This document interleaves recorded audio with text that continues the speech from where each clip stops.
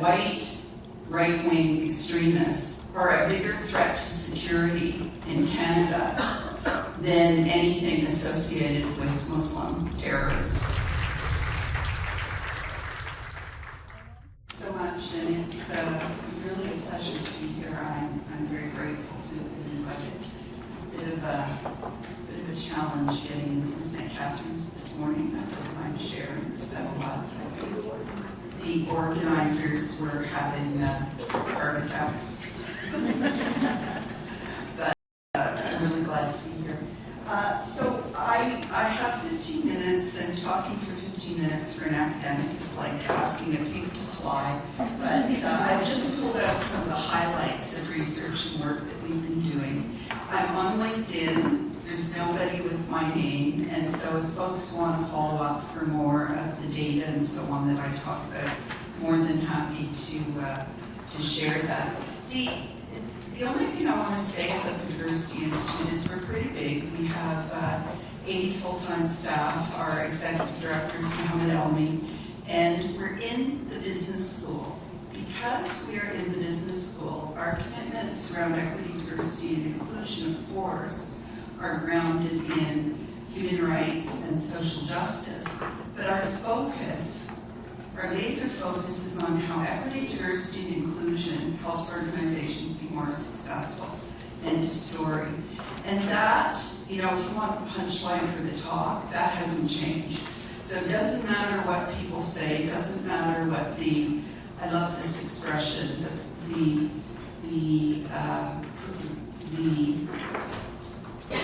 unpredictable and dangerous former friend we had south of the border. Really what they do and what they say has a big impact on how people feel, and I recognize that, but the bottom line for Canada is equity, diversity, and inclusion is all about our global competitiveness, our economic growth, and our sustainability. And nothing they say or do south of the border will alter that. The other thing I really want to emphasize is that our institutions, our laws, and our court decisions make it very clear that there ain't no executive order that can take equity, diversity, and inclusion away from us. So I keep saying that over and over because we are so affected by the garbage that spews over the border. We are so influenced by U.S. media and so on. And you'll see that my views are supported by lots of data and evidence. So anyone in the audience do a business degree? Okay. If you've taken a marketing course, what is the basis of Marketing 101? Market segmentation, right? If you want to be effective in selling products or doing anything, serving people, recruiting, you have to understand the population that you're serving. So that's why I say equity, diversity, and inclusion is really just Marketing 101, because the population of Canada is changing dramatically. All the baby boomers like me, there might be 2 or 3 in the audience, and their sisters, are retiring or dying off. I want to do the first before the second.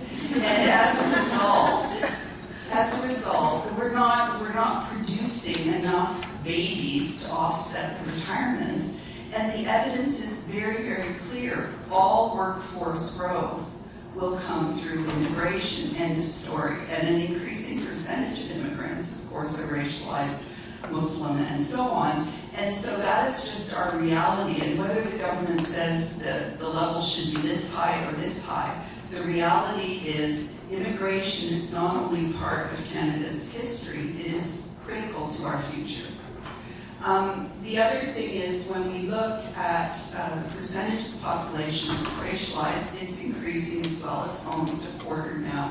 In some communities, if you look at Peel, if you look at Toronto, it's more than 50% of the population is racialized. More than 50% of the population was born outside the country.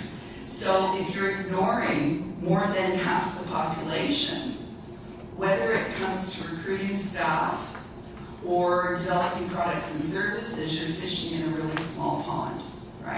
And that, for me, is what is critical, because for too long, I think, people who work in the equity, diversity, and inclusion space have talked to each other and not found ways to communicate with people who don't necessarily agree with them or understand what they're talking about.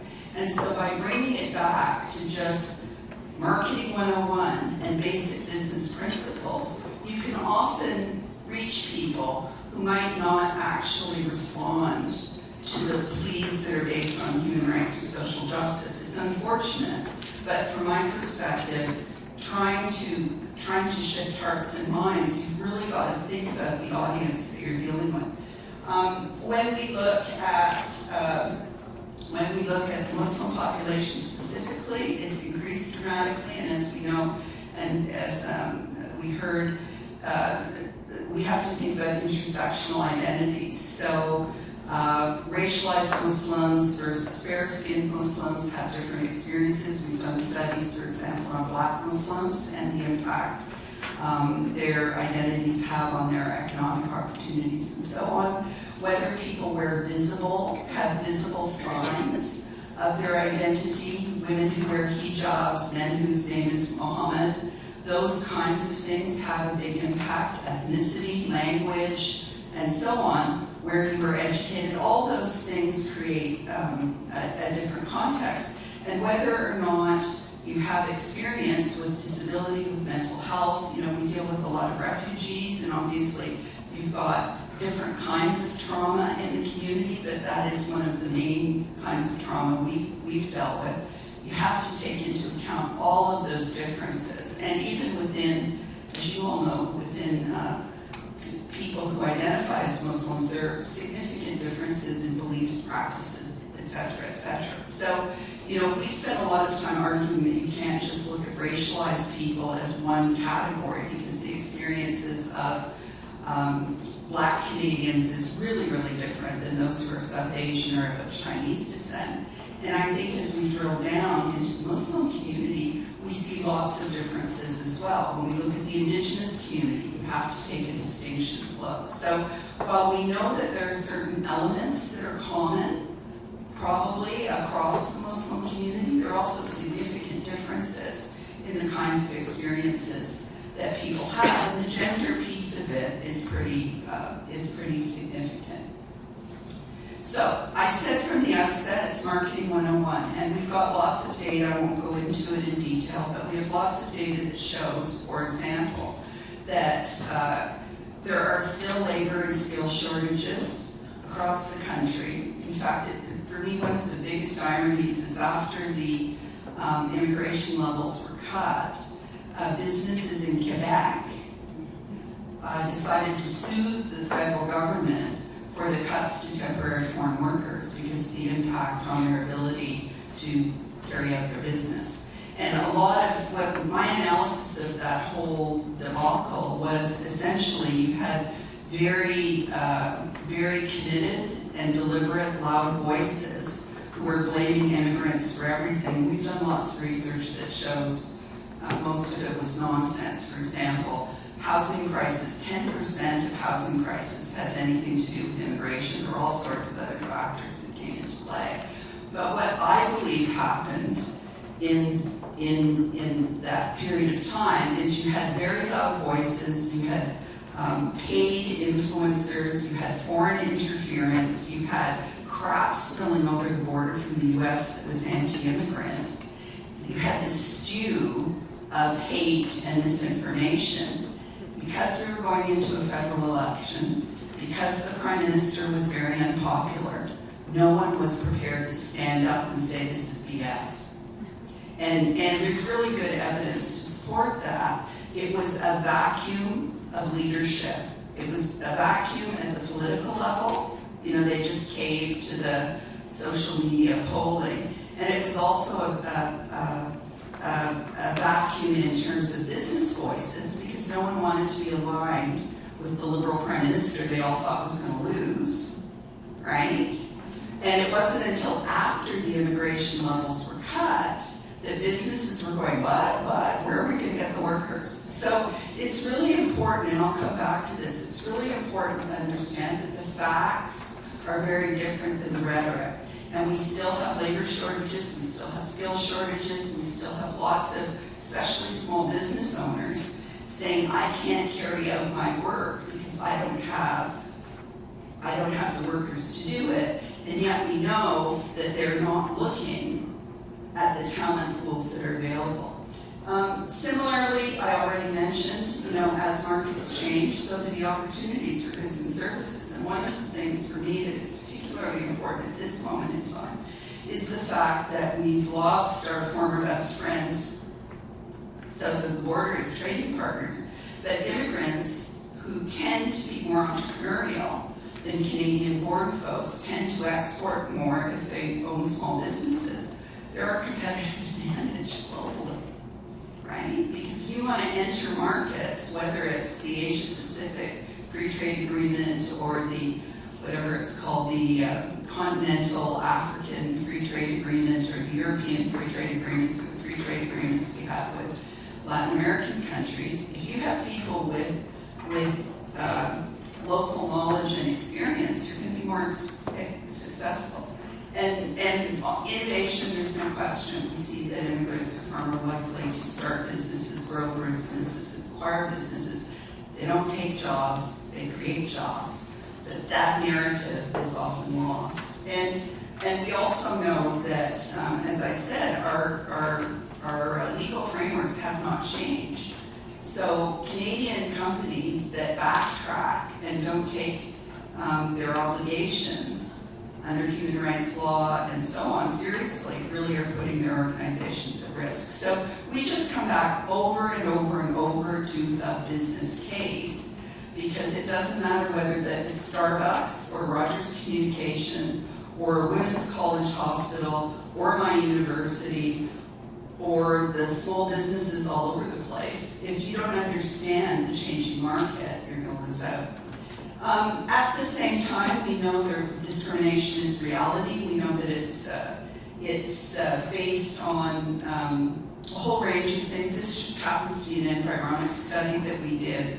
And we know that intersectional identities face multiple layers of discrimination. The only reason I put this up is because it may surprise you that experiences of discrimination are highest in the nonprofit sector and lowest in the corporate sector and governments in between. People often would think it was inverted.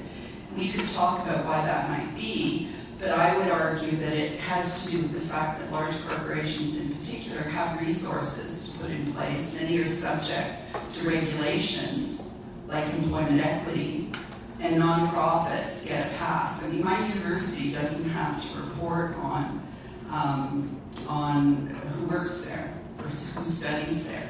We have no obligations under the law to report anything, whereas banks and large corporations do.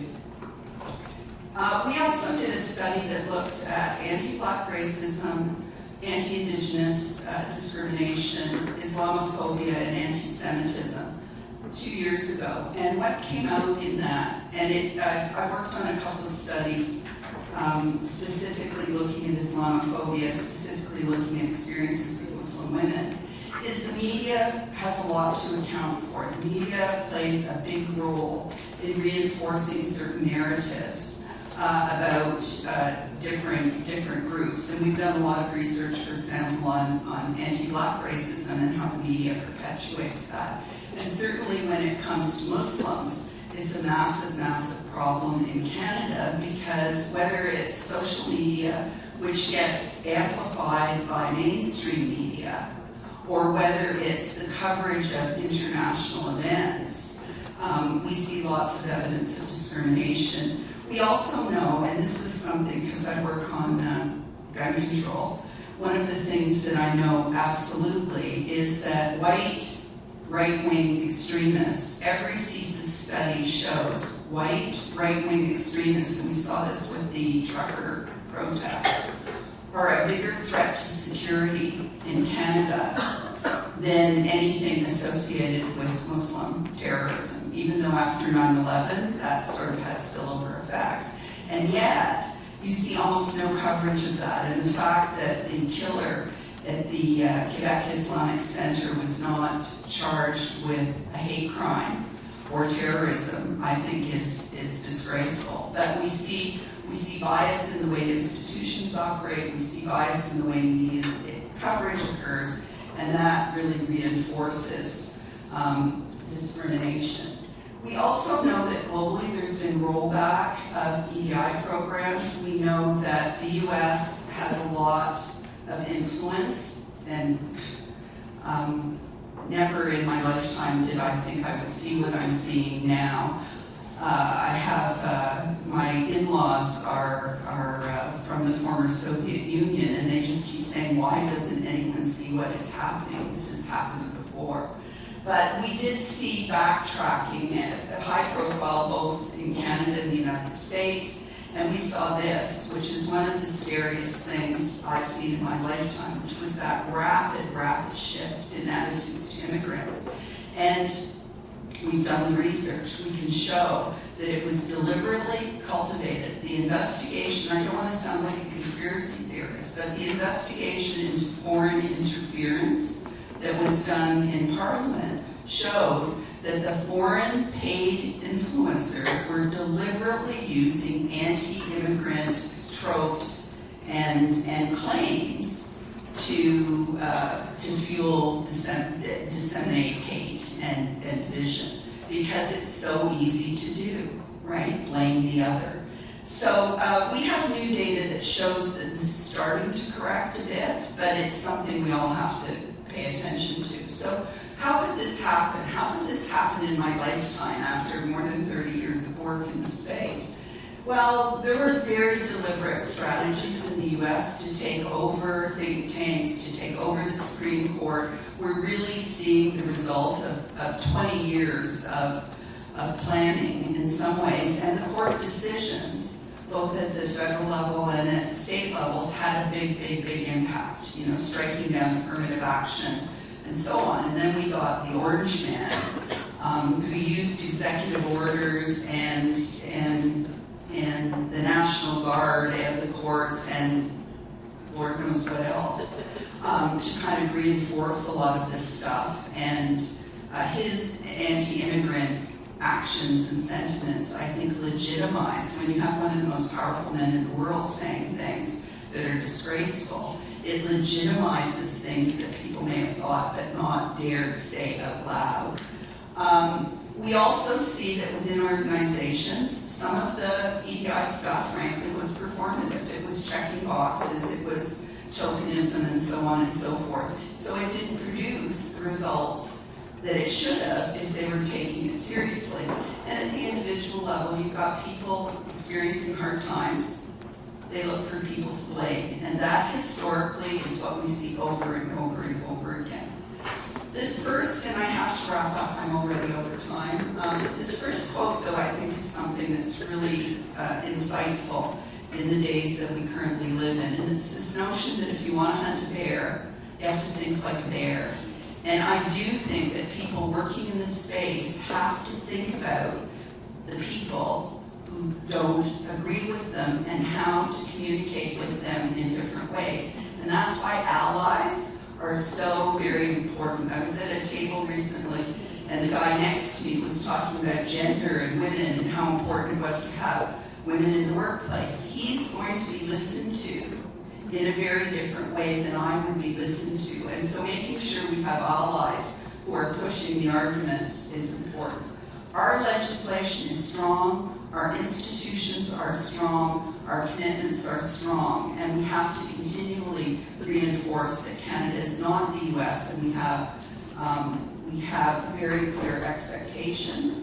We also have to recognize that most businesses are pushing back. Most businesses are staying the course. When the president of Shopify said he was going to roll back EDI activities, 250 business leaders in the tech sector said, no, we're not, right? And it's just loud voices get the most noise, and you know how the media works. They want one person on one side and one person on the other side. It doesn't matter if the one person on this side represents 10% of the population and this person represents 50, they treat it as a balanced argument.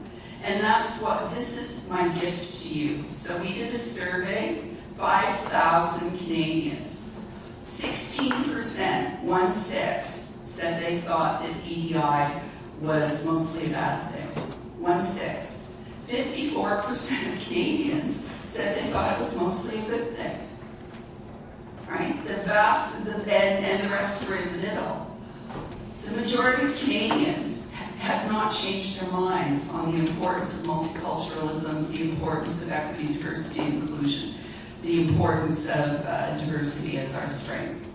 And I think, what's also interesting is there's still lots of people who actually think we need orientation on EDI. And it breaks down by different demographics. No surprise, it's primarily white men who do not agree. I just wanted to leave you with this final idea, which is when we're combating systemic problems, we need systemic solutions. So training, campaigns, all of those things are really important, but we have to get at the structural issues. We have to address bias in the media. We have to celebrate positive examples. We have to call out discrimination. We have to reinforce the importance of our institutions and laws. We have to look at organizational policies and processes. And I'm a big believer in saying explicitly that training is necessary but insufficient.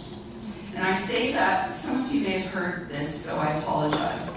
I started my career in highway safety. So you can say don't speed. Don't speed, speed kills. And some people may listen. And then you can introduce legislation, right? That says